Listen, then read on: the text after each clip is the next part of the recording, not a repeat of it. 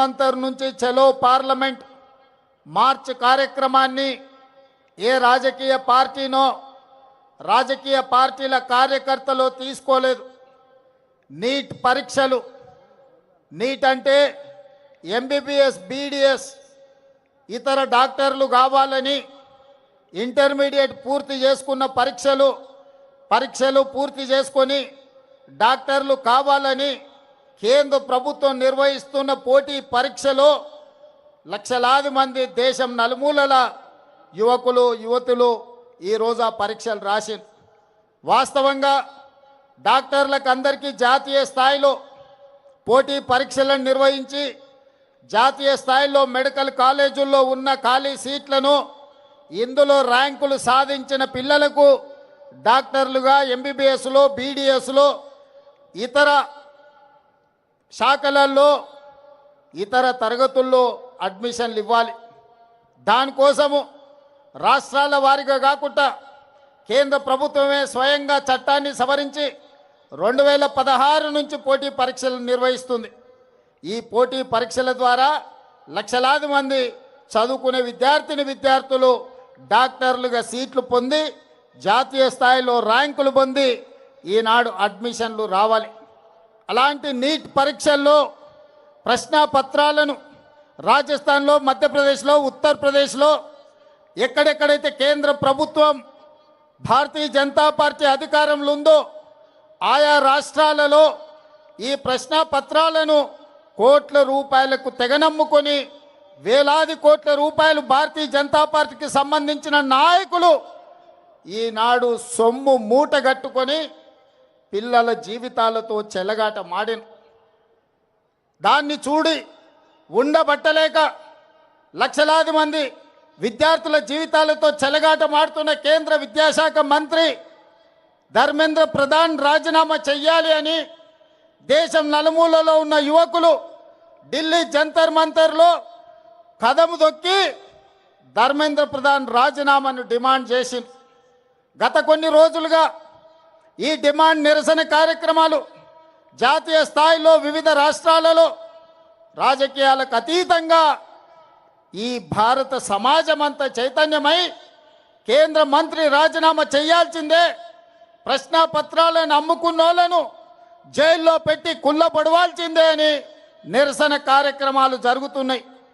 ఈ నిరసన కార్యక్రమాలను ప్రజల ఆందోళనను పరిగణలోకి తీసుకొని ఈ దేశ ప్రధానమంత్రి నరేంద్ర మోడీ గారు ధర్మేంద్ర ప్రధాన్ను బర్తరఫ్ చేసి ప్రశ్నాపత్రాలు అమ్ముకున్నోళ్ళని అరెస్టు చేసి జైల్లో పెట్టాల్సింది పోయి తిహారు జైల్లో వాళ్లకు చిప్పకూడు తినిపించాల్సింది పోయి జంతర్ మంతర్ నుంచి పార్లమెంట్ వైపు నిరసన తెలుపుకుంటూ వెళుతున్న వేలాది మంది విద్యార్థులను లాఠీ చార్జులతో బాష్పవాయు గోళాలతో ఈ విద్యార్థుల మీద పాశవిక దాడి చేసింది. ఈ దాడుల్లో ఆడపిల్లలు వందలాది మంది తీవ్రమైన గాయాలకు లోనైనరు. ఆడపిల్లలను బట్టలు చించిండ్రు, వాళ్ళ గొంతు నులిమిండ్రు. మగపిల్లల్ని తలకాయలు బలగొట్టిండ్రు, చేతులు ఇరగొట్టిండ్రు.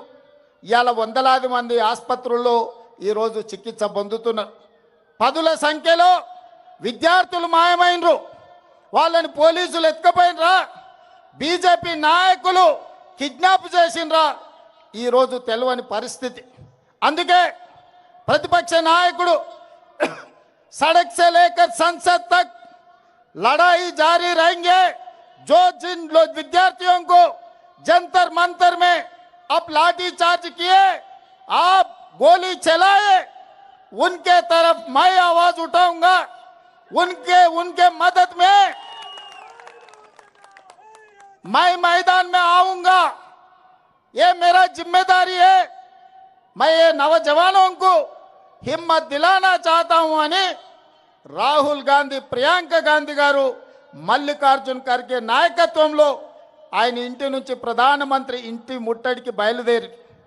మిత్రులారా, ప్రజాస్వామ్యంలో నిరసన తెలపడం అనేది డాక్టర్ బాబాసాహెబ్ అంబేద్కర్ మనకిచ్చిన రాజ్యాంగ హక్కు. పార్లమెంటరీ వ్యవస్థలో ప్రజల సమస్యల్ని ప్రస్తావించడం ప్రజాప్రతినిధుల బాధ్యత. అందుకే 20 తారీఖు నుంచి ప్రారంభమైన లోక్సభ రాజ్యసభల్లో ఈ ప్రశ్నపత్రాల లీకేజీ, కేంద్ర ప్రభుత్వ వైఫల్యం, ధర్మేంద్ర ప్రధాన్ బర్తరఫ్కు సంబంధించి పార్లమెంటులో చర్చకు తీసుకోవాలని లోక్సభ స్పీకర్ గారిని కాంగ్రెస్ పార్టీ ఇండియా కూటమి అడిగితే ప్రభుత్వం అనుమతిస్తలేదు. నరేంద్ర మోడీ ఒప్పుకుంటలేడు. నేను చర్చలు చేయను పో అని స్పీకర్ గారు చెప్పారు. ఇది నిజంగా ప్రజాస్వామ్యానికి దురదృష్టకరమైన పరిస్థితి. ఇది ప్రజాస్వామ్యానికి చీకటి రోజు. ఒక లోక్సభ స్పీకర్గా ఆ సభలో ఏ చర్చ జరగాలి, ఏ ఎజెండా ఉండాలి అనేది లోక్సభ స్పీకర్గా వారే నిర్ణయించాలి. వారు ప్రభుత్వం నుంచి ఒత్తిడికి లోనై నరేంద్ర మోడీ గారు భయపెట్టి లోక్సభ స్పీకర్ గారిని ఈ నీట్ పరీక్షలకు సంబంధించి కానీ సిబిఎస్ఈ పరీక్షల కుంభకోణం గురించి కానీ ఈరోజు చర్చ జరగకుండా అడ్డుకున్నాడు.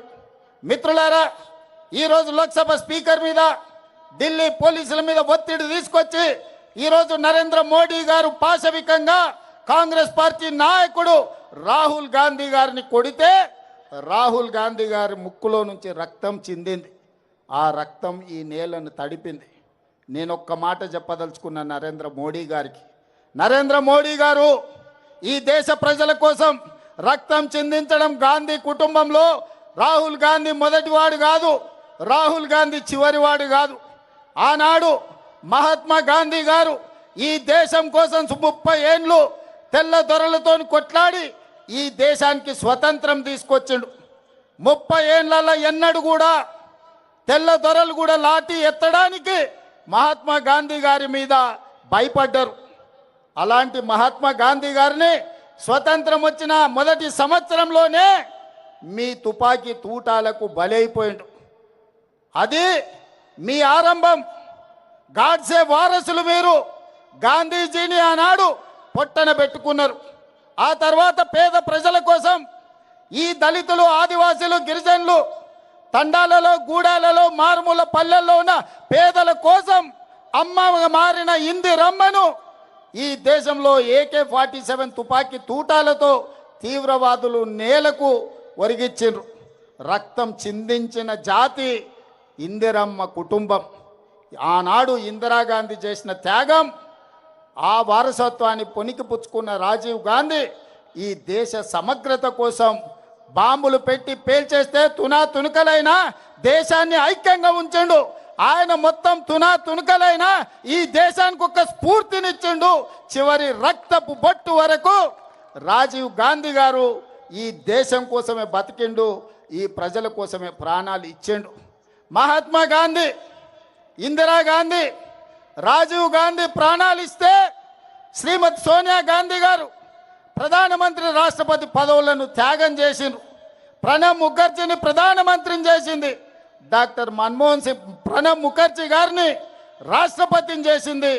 డాక్టర్ మన్మోహన్ సింగ్ గారిని ప్రధానమంత్రిని చేసింది.